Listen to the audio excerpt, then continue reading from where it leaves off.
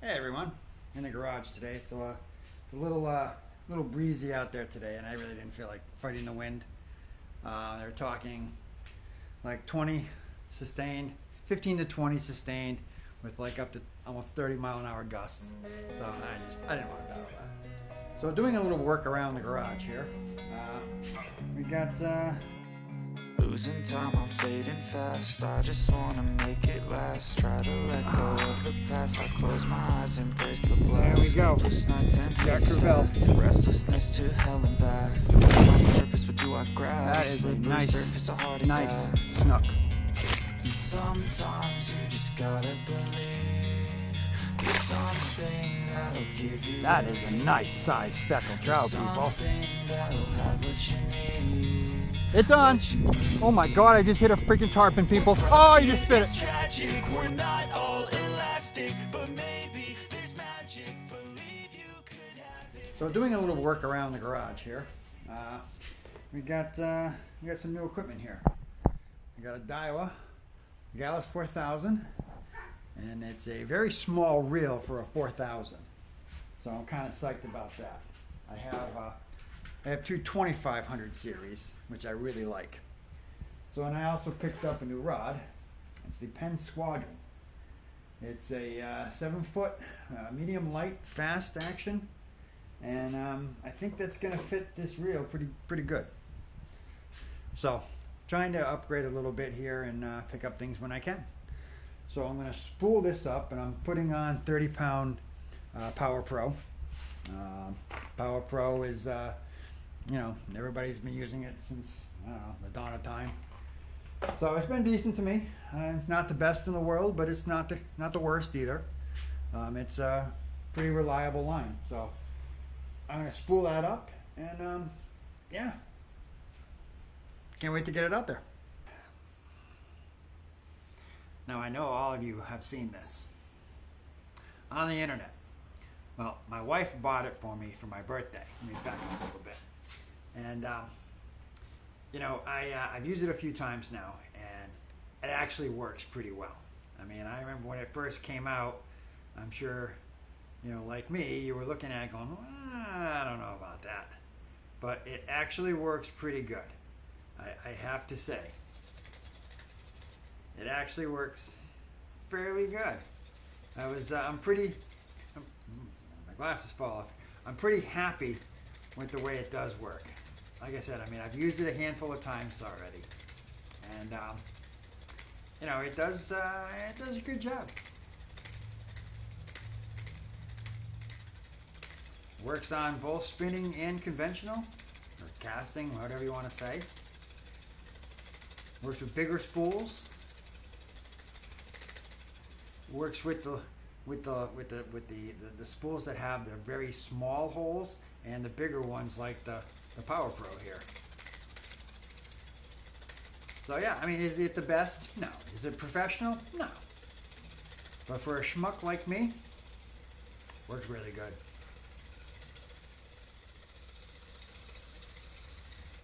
I mean, you can see that's pretty even. That's pretty even.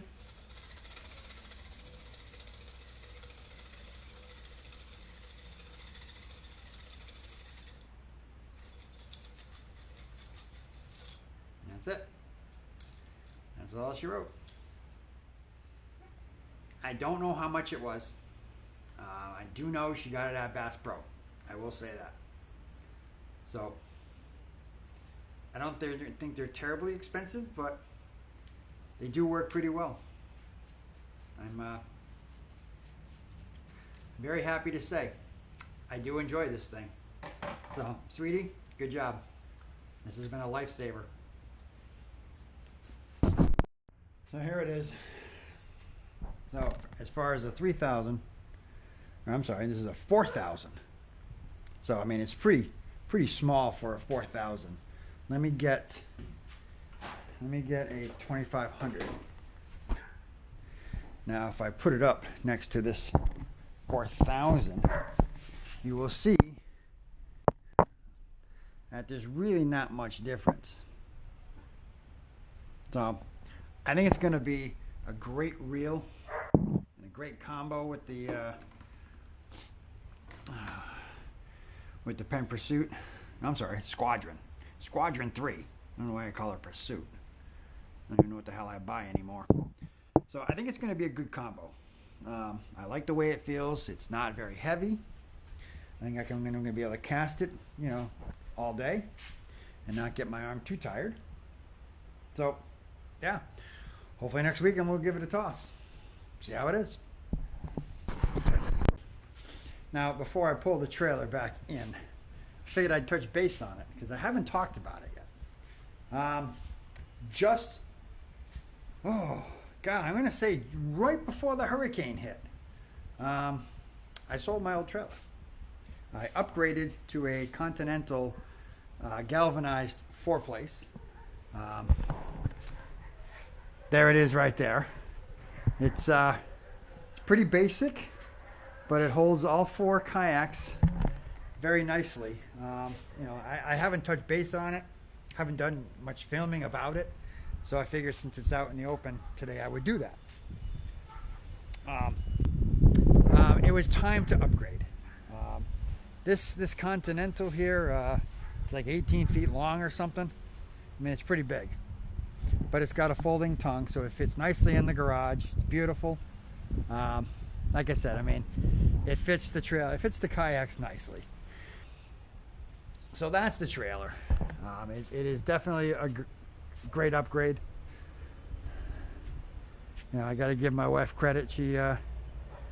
I talked myself out of this trailer like 5 times before I bought it, but Jen, she saw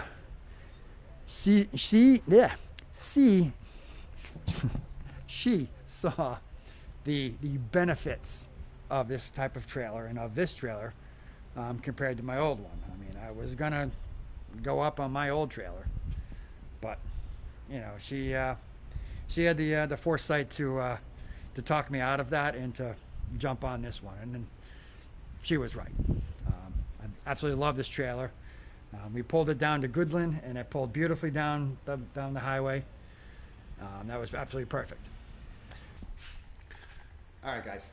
I've received a couple questions about my Garmin unit on my kayak, asking how I mounted it and the transducer and all of that. I did something a little different with this transducer because it is a side image deucer. You need it below the hull. I didn't have, and I didn't want to wait to buy the Burley Pro adapter for the Garmin, since I already had the cover plate from Burley Pro from when I had my PA 360. That is a little bit different because that's the Guardian one, but kind of holding it up to the actual stock Hobie plate, I made it work. Now, little backstory, I used the plate, the transducer plate from Jen's Revo. The bracket that was actually with it, the bracket that you're actually supposed to bolt the deucer to, was actually cut off, so it was just a flat plate. So to do the mounting of the small deucers on the inside of the hull, I just drilled a couple holes and zip tied it. So the holes were already there. So I used that plate, bore a hole in it for the deucer wire to go through, and zip tied it to the Hobie plate, and then screwed down the Burley Pro cover plate to the Hobie deucer plate. I'm going to crawl underneath this kayak with the camera and show you all. Okay. So there's the plate. Now this is the stock Hobie deucer plate that I just bolted the Burley Pro up to it. Now the back side obviously doesn't go to anything, but that's just to protect the deucer. So, you know, I didn't find it you know, I mean, it's basically the same as the kit that you buy for the Garmin. It's this plate that has a long extension and then a cover plate. So it's basically the same thing, and I already had it. So I said, you know, screw it. Why spend another $70, $80 when I already have this sitting on a shelf? So I don't have a lot of slack in the deucer one. As I'm doing this, plastic's falling out. So I don't have enough to actually pull it down to show you, but I can sneak the camera behind here, and you can see what I had to do. You know, you'll see the 2 zip ties, and then where I had to bore the hole. If I do that, oh, that's much better. So you can see it all. Oh, let's see if I can get my butt in there. Yeah. So you can see the 2 zip ties, and the hole I had to bore for the deucer wire, and that's all I did. And you can see where I screwed. You know, I drilled and screwed down, and that's it. So, you know, and it's probably good every now and then to come in here and clean it out, especially if you're launching in mud like I am. Now, to mount the fish finder, I did it a little bit differently. I had these ram mount rod holder balls. So, I mean, it's designed to go into a rod holder, and then you can, you know, put whatever on it. So I already had 2 of these, so I used that for my fish finder. You know, I wasn't sure about it at first. I kind of put it there just because I wasn't sure if I was gonna like this unit on the kayak. I kind of wanted to see how it went, because I mean, it's a 9-inch screen. I mean, it's a big screen, and it's, you know, it's a little big for the water down here, but I'll get back to that in a second. So I didn't want to do anything permanent yet. So I mean, my old fish finder was mounted here. I have a 1.5-inch ball mount saved on Amazon, and I was going to get that for this, but I might not. I kind of like where it is. It's a little more forward, but with a big screen, it's okay. I can use my right rod holder. That's 90% of the time when I'm landing a fish, I put it in the right rod holder. So having the fish finder in the left is not a big deal. So I think I'm gonna leave it like this. You know, it does work pretty well, I have to say. Now, as far as the fish finder itself, yeah, it's a little big and bulky, especially for the fishing down here in Southwest Florida. 90% of the depth I'm in is under 3 feet, or 3 feet and under.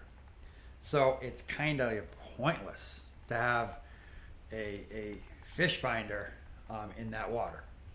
And it is, and 100% agree. However, I do like the fact that I can now get the water temperature, I can get the tide cycle, the moon cycle, and all of that crap on this friggin' thing. But it's also the chart.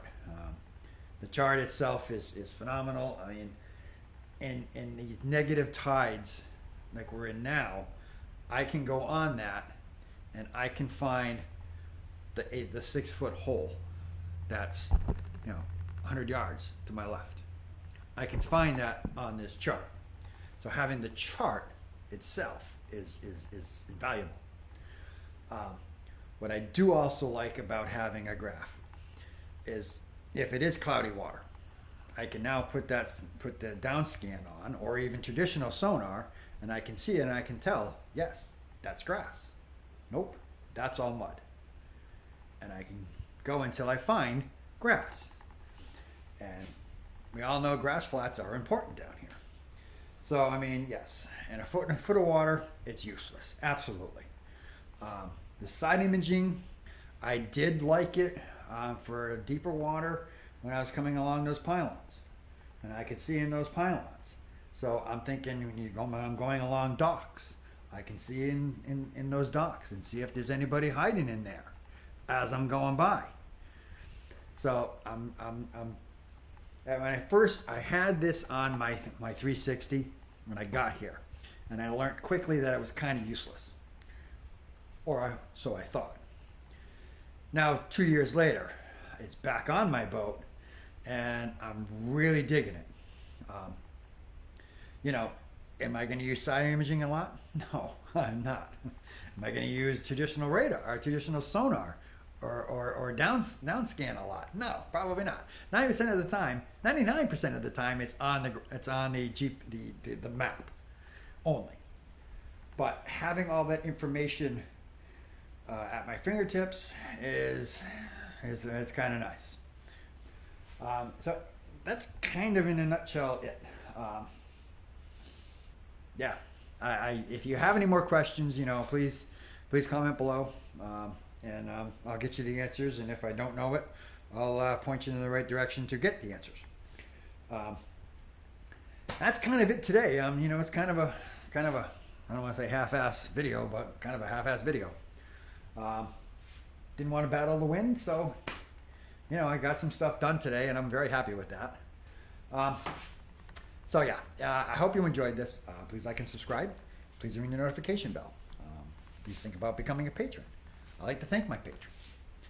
If you are looking for a guide here in Southwest Florida, please email me at fishin-dips1@gmail.com, or send me a message or give me a call at 239-406-2722. If you need an anchor trolley installed on your kayak and you're too afraid to drill that hole, give me a call. I'll do it for you. I have no issues about drilling holes in plastic. I mean, I got lots of them. So, you know, if you got some rigging you want me to do, you know, we can work something out. Give me a call, shoot me an email, shoot me a message on Facebook or whatever. Yeah. So throw that out there as well. Yeah. So I hope you enjoyed, and until next time, I'll see ya.